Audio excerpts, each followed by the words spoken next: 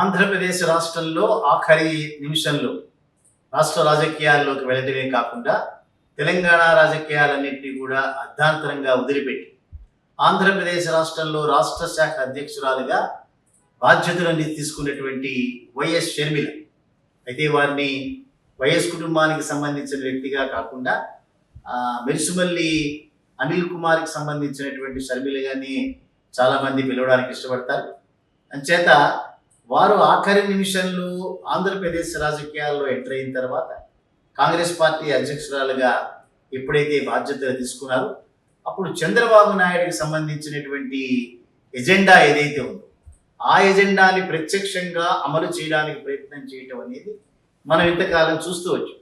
అయితే ఈ రోజున వారి యొక్క అసలు రంగు బట్టబయలు కావటమే కాకుండా వారి యొక్క ఎజెండా ఏదైతే ఉందో ఆ ఎజెండా కూడా బయటికి రావటం అనేటటువంటిది ప్రత్యక్షంగా ఒక ఆడియో లీక్ ద్వారా బయటకు వచ్చింది.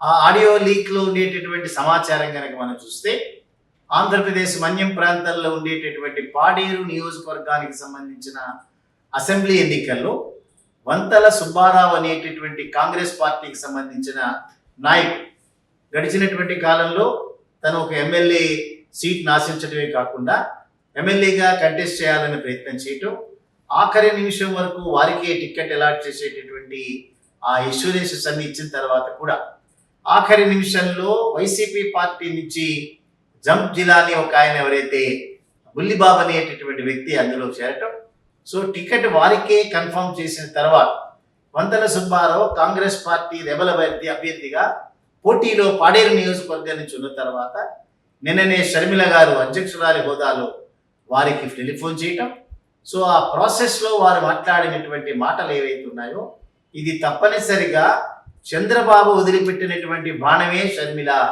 అనేటటువంటి దానికి ఆస్కారం ఏర్పడింది. ఏమిటి షర్మిల గారు మాట్లాడినటువంటి మాటలు? వంతల సుబ్బారావుకి డైరెక్ట్గా వార్నింగ్ ఇస్తూ, నువ్వు రెబల్గా కనుక విత్డ్రా కనుక చేసుకోకపోతే నామినేషన్ రేపు నీకు కాంగ్రెస్ పార్టీతో నీకు సంబంధం లేదు, నువ్వు నా అన్నలాంటి వాడి, అందుకని తప్పనిసరిగా నువ్వు విత్డ్రా చేసుకో, రాబోయేటటువంటి రోజుల్లో నీకు కొన్ని అవకాశాలు కల్పిస్తాము అని మాటలు మాట్లాడుతూ, దాంతో వారు చెప్పింది ఏంటంటే వైఎస్ఆర్సీపీకి సంబంధించినటువంటి ఓట్లని చీల్చడమే ప్రధానమైనటువంటి ఉద్దేశంతో నేను నా రాజకీయ జీవితం ముడిపడింది. మన కాంగ్రెస్ పార్టీ కూడా ప్రస్తుతం దానికే ప్రయత్నం చేస్తోంది. సో ఈ ఓట్లను చీల్చడం ద్వారా మాత్రమే మనం ఈ 10-15 రోజుల్లో మన రాజకీయ కార్యక్రమాలు చేయాలనేటటువంటి మాట. ఒక్కసారి కనుక మనం రాజకీయ విశ్లేషణ కనుక చేస్తే వైఎస్ఆర్సీపీకి వెళ్ళేటటువంటి ఓటు కనుక చీల్తే ఎవరు దాంట్లో లాభపడతారనేటటువంటి దాని మీద షర్మిల గారికి తప్పనిసరిగా ఒక రకమైన అవగాహన ఉంది. అదే రకంగా షర్మిలను ఉపయోగించినటువంటి చంద్రబాబు నాయుడు కూడా, షర్మిలను ఉపయోగించినటువంటి కూటమి నాయకులు కూడా తప్పనిసరిగా ఆ రకమైనటువంటి ఆలోచన ఉంది.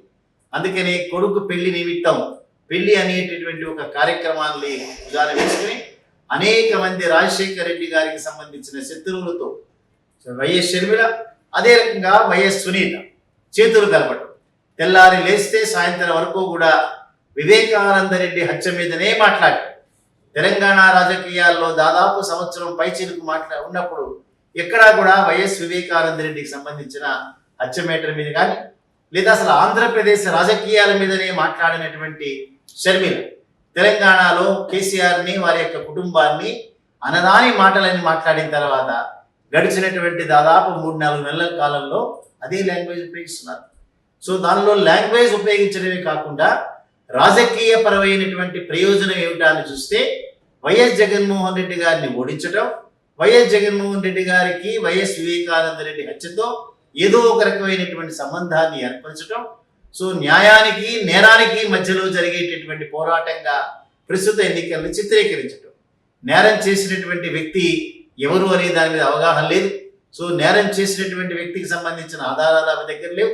అయినప్పటికీ కూడా జగన్మోహన్ రెడ్డి మాత్రమే నేరం చేసేయడని లేనిపోని అపోహలు క్రియేట్ చేసేటటువంటి ప్రయత్నం. సో ఏమైనప్పటికీ కూడా cat has come out of the bag అనేటటువంటి సామెత ఏదైతే ఉందో, సో మొత్తానికి ముసుగులు తొలగినాయి. జగన్మోహన్ రెడ్డి గారిని ఓడించడమే లక్ష్యంగా జగన్మోహన్ రెడ్డి గారికి సంబంధించిన ఓట్లని చీల్చి చంద్రబాబు నాయుడికి వారికి సంబంధించినటువంటి కూటమి ఏదో ఒక రకమైనటువంటి ప్రయోజనం కల్పించేటటువంటి ప్రాసెస్లో భాగంగానే వైఎస్ షర్మిల 175 నియోజకవర్గాల్లో కంటెస్ట్ చేస్తున్నారు. ఆ రకమైనటువంటి ఆలోచనతోని వామపక్షాలతో ఒక రకమైనటువంటి ఎన్నికల అవగాహన ఏర్పరచుకున్నారు.